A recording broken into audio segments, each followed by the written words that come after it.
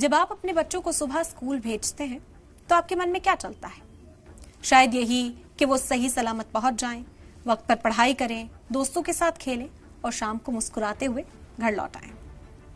बच्चों के लिए स्कूल जाना एक आम दिन होता है, किताबें, बैग और एक हल्की सी खुशी कि आज कुछ नया सीखेंगे। लेकिन अब जरा सोचिए, गाजा के बच्चों के लिए स्कूल जाना कैसा होता होगा? क्या उनके कदम भी वैसे ही हल्के होते हैं या उनके दिल में डर भी साथ चलता है?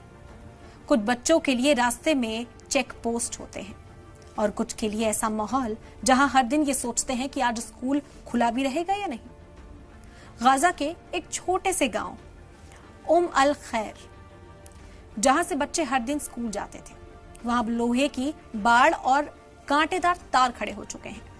ये रास्ता अचानक से बंद कर दिया गया था। बच्चे हैरान थे क्योंकि उनके लिए ये सिर्फ रास्ता नहीं था, ये उनका मुस्तकबिल था।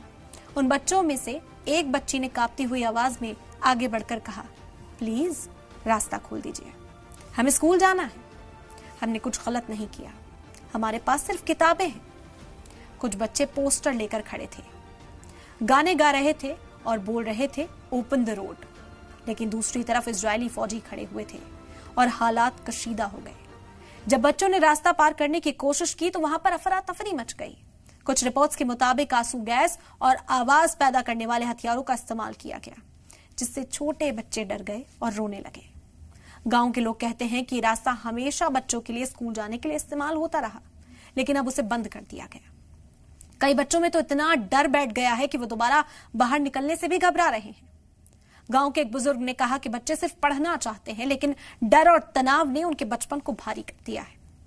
अगर हर बच्चा पढ़ना चाहता है, अगर हर बच्चा ख्वाब देखता है, तो फिर गाजा के बच्चे बाकी बच्चों की तरह क्यों नहीं पढ़ सकते? बच्चे तो हर जगह के एक जैसे होते हैं, किताबें और ख्वाब, तो फिर उनके हालात में इतना डिफरेंस क्यों है?